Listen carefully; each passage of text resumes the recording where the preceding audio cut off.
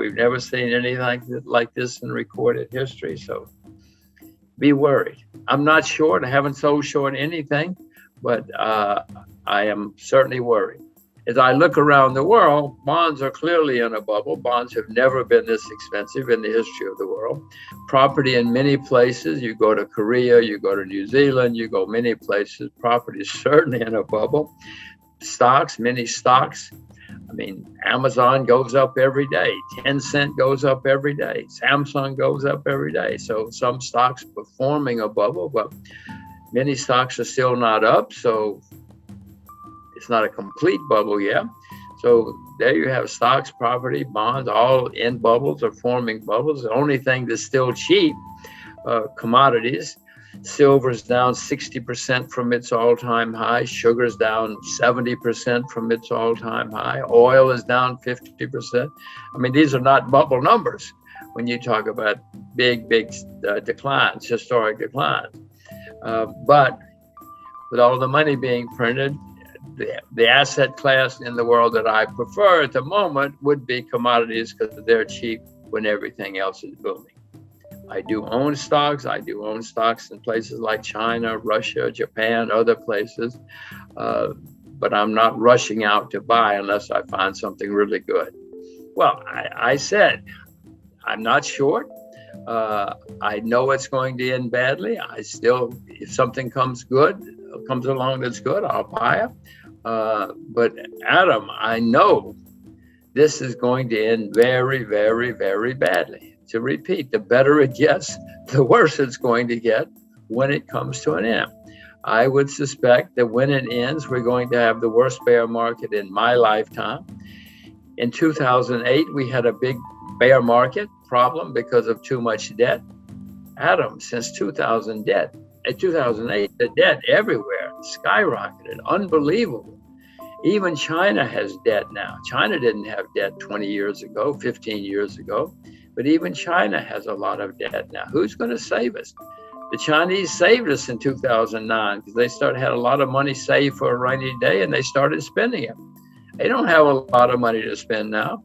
Who's going to save us? North Korea? North Korea doesn't have much debt. That's why I say. But I don't think they have enough to save us because I don't think they have money saved for a rainy day like the Chinese do. Do you have greater confidence one way or the other if this is going to end in a debt crisis or runaway money printing or maybe both? How do you see it? Well, first of all, I have no confidence in them. You said they. The other people you were talking about have confidence that they are going to save us. I have no confidence in they, whoever they are. I will say, Adam, it's a good time to be old in America because I don't have to pay for all of this when it comes to an end. My children, oh my gosh, the problems my children are going to run into in their lifetimes because of what these clowns are doing now. So I say it's good to be old. But you're right. It's going to end someday, and it's going to end badly when it ends. You said either currency collapse or economic collapse. You can have both. You can have one, and then it leads to another. In the 30s, we had both, for instance, around the world, and then we had war, a shooting war, and that's the really bad news is often in history when you have really, really bad times, especially worldwide, it winds up in shooting wars. It certainly did after the 30s. So it's not good news. I don't see good news. I repeat that in 2008 and 9, we had horrible problems with too much debt. Since then, the debt has gone through the roof by unbelievable amounts. And I know that's going to end badly. If we know what's going on, we'll get worried. And if we get worried, we'll probably get prepared, and then we might survive. Some people came out of the 30s very rich. Most didn't. Most lost huge amounts of money. But in 2007, Iceland went bankrupt. Nobody cared. And a few months later, Ireland went bankrupt. Some noticed. A few months later, Bear Stearns went bankrupt. Now we're starting to notice. And then BlackRock went bankrupt in the big bank in England. And then eventually, Lehman Brothers went. Well, then it's on the evening news. Then everybody knows. So my point is these things snowball and they start where we're not looking. And It may have already started for all I know. I've seen some small places having problems. But as I say, I'm not selling short yet because I know how much money these guys can print. And what I would suspect is going to happen, Adam, is somewhere along the line, next month, stocks go down in lots of places. Well, then they're going to really panic because they want to keep their jobs. And so they're going to print even more money. And so we'll have a rally. But I would suspect that would be the last rally because there's only so much. I mean, eventually the market says, wait a minute, guys, we've seen this movie before. We know how it ends. We don't care how much money you print. Do you worry at all about the societal implications about what's going on here? Absolutely. History is pretty clear that when you have bad times, there is usually social unrest. People aren't happy.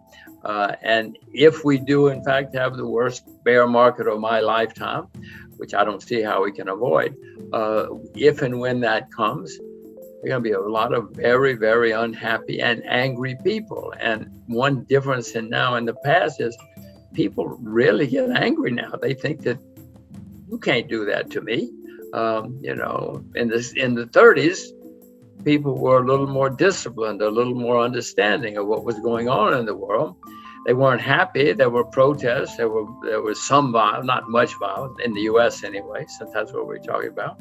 But people were a bit more accepting of the system. No, Adam, look out the window. Nobody accepts anything now. You can't do that to me. It's your fault. It's not my fault. So no, we're certainly going to have social unrest, certainly in the U.S., but in other countries as well. You find out what's going on. If you do, you'll get worried, and then you'll get prepared.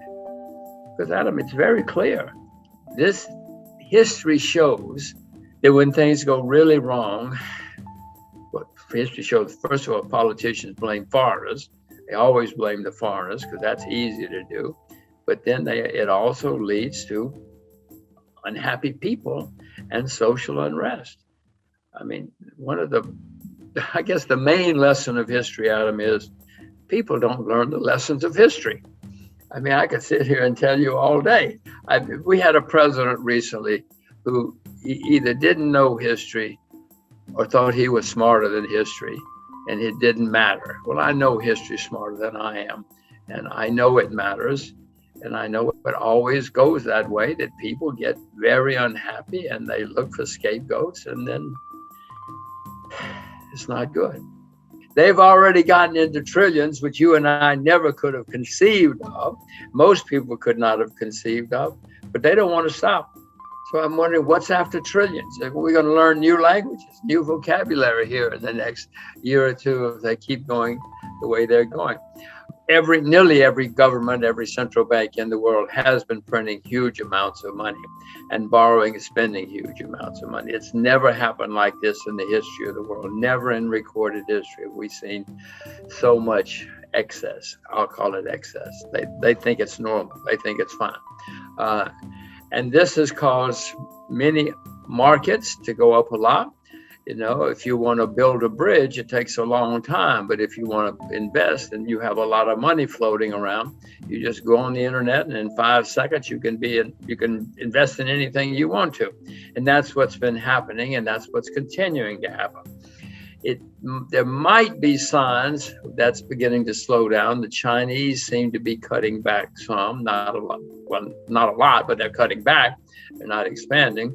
Other countries say they're cutting back, and the U.S. says, "Oh, maybe we should cut back someday." But in the meantime, there's gigantic amounts of money floating around. It's going into markets. It's going into the real economy as well. It's artificial. If you see some of the things that, the shipping business is just unbelievably hot right now because there's so much money floating around. The bad news is these things always end, and the better they get, the worse they get when they end.